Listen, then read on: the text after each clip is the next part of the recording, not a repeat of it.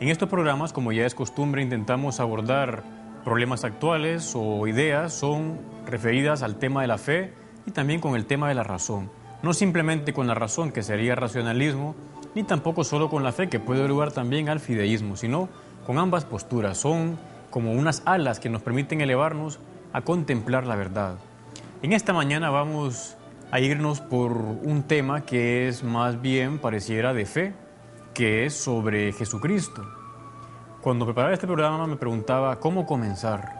Algo referido a Jesucristo, nuestro Señor, cómo comenzarlo. Y estaba recordando una anécdota muy bonita. En el año 2000 el Papa Juan Pablo II invitó a los jóvenes a una fiesta. Algunos pensaban, pero ¿quién va a ir a una fiesta de un obispo ya tan anciano? Llegaron aproximadamente 2 millones de jóvenes en la Jornada Mundial de la Juventud durante el gran jubileo del año 2000. Y el Papa tuvo que llegar ahí en helicóptero porque había, como he dicho antes, 2 millones de jóvenes y era imposible llegar caminando o en carro.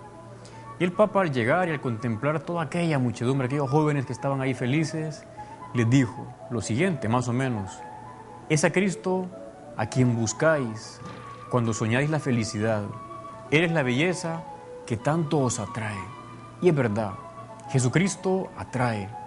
Pasan las épocas, los siglos, las generaciones, y Jesucristo sigue atrayendo. Él es único e irrepetible. Nunca pasa de moda. Dice el texto de la Sagrada Escritura: Cristo es el mismo ayer, hoy y siempre. El otro día estaba conversando con un joven que le gusta los deportes, y en particular el deporte llamado béisbol, y le preguntaba, ¿qué te gusta del béisbol?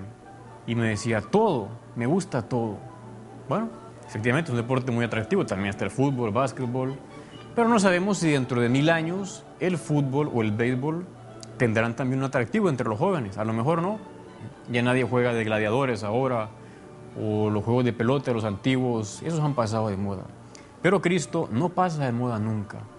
Como he dicho antes, es único e irrepetible. Cristo fascina. Uno encuentra en los evangelios bastantes escenas de gente que quedaba fascinada por Jesucristo. Hay una que está recogida en el Evangelio de San Juan. Nos cuentan ya hacia más o menos el final de la vida del Señor. Algunos fariseos mandaron a unos alguaciles para que fueran a apresar a Jesucristo, porque no les gustaba lo que él enseñaba.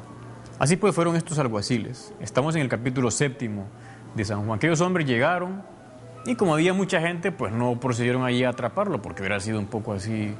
Y se quedaron oyendo 15 minutos, media hora, 1 hora, como 2 horas más o menos.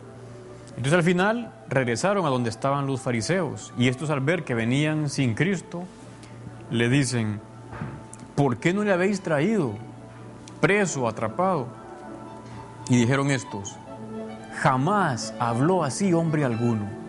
Venían fascinados, impresionados, maravillados por Jesucristo. Otra escena, más o menos también parecida en este sentido, es cuando estaban 2 jóvenes que seguían a un predicador llamado Bautista, Juan Bautista.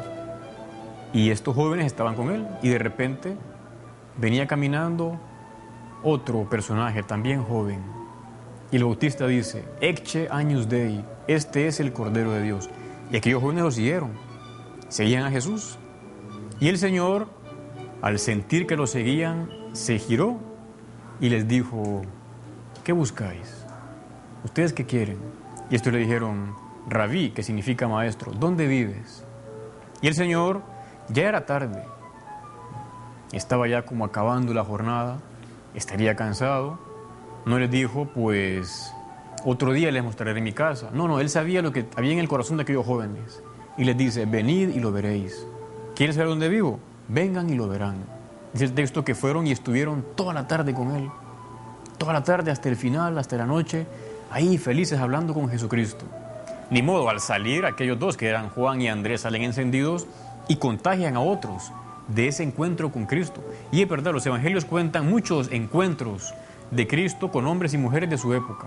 Y una característica de esos encuentros es la fuerza transformadora. La gente se transformaba al encontrarse con Cristo. Los que querían, otros se iban y perdían el tiempo. Y dice el Papa Juan Pablo II que una característica de esos encuentros es contar a otros la alegría del encuentro. Sí, estos jóvenes salían felices a contar que habían estado con Jesucristo. Juan, Andrés, los alguaciles, tantas cosas que el Señor decía y hacía. La gente se quedaba impresionada, maravillada, exclamaban diciendo, todo lo hace bien, Cristo todo lo hace bien. O otra vez decían, jamás se ha visto cosa así en Israel. Y como me he referido antes, pasan las épocas y el Señor sigue fascinando, sigue maravillando. Sin embargo, podemos preguntarnos, pero ¿cómo estamos seguros que Jesucristo existió? ¿Realmente existió o es una leyenda, un cuento? Así como hay distintas narraciones ficticias de personajes que son creados por novelas. ¿Cómo tener la certeza de que Cristo existió? ¿Usted qué diría? Si alguien le pregunta, ¿cómo saber que Cristo existió? ¿Qué diríamos? Quizá uno dice, bueno, por la Biblia, los evangelios. Bueno, pero ¿quién le asegura que los evangelios son verdaderos?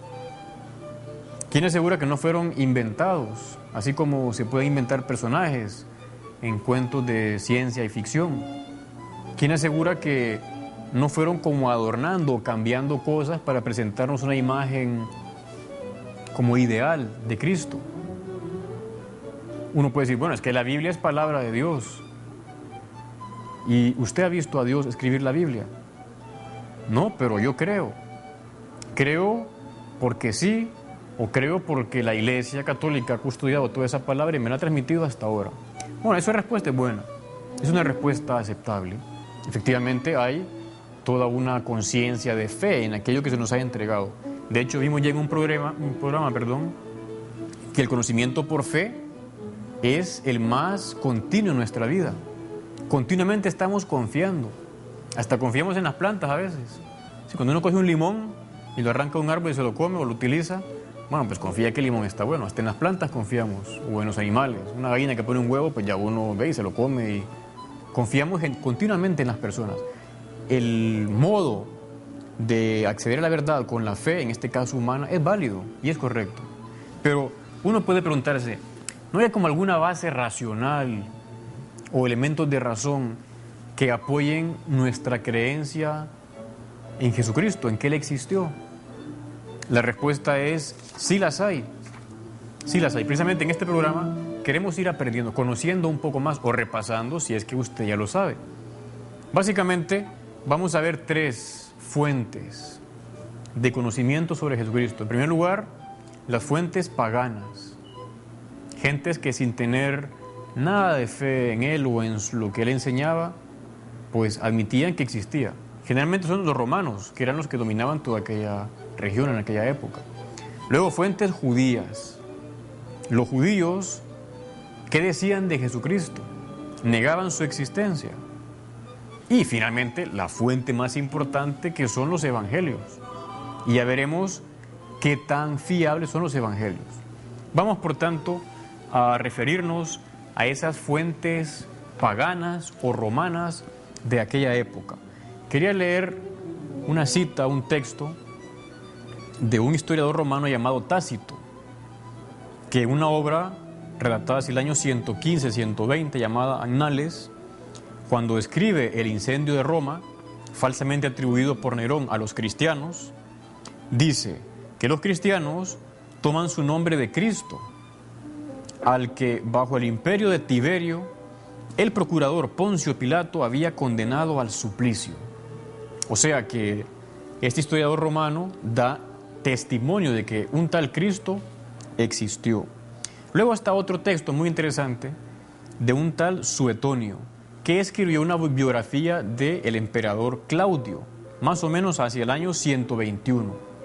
Y cuando los judíos son expulsados de Roma, dice que era así porque bajo la instigación de un cierto Cresto provocaban frecuentes tumultos. Pues resulta que entre los expertos e intérpretes está extendida la convicción de que ese nombre, Cresto, es precisamente el referido a Jesucristo. Lo que pasa es que los romanos veían incluso a cristianos y a judíos como una misma cosa o grupo, que tenía un tipo particular de religión. Y finalmente, un testimonio todavía más anterior o casi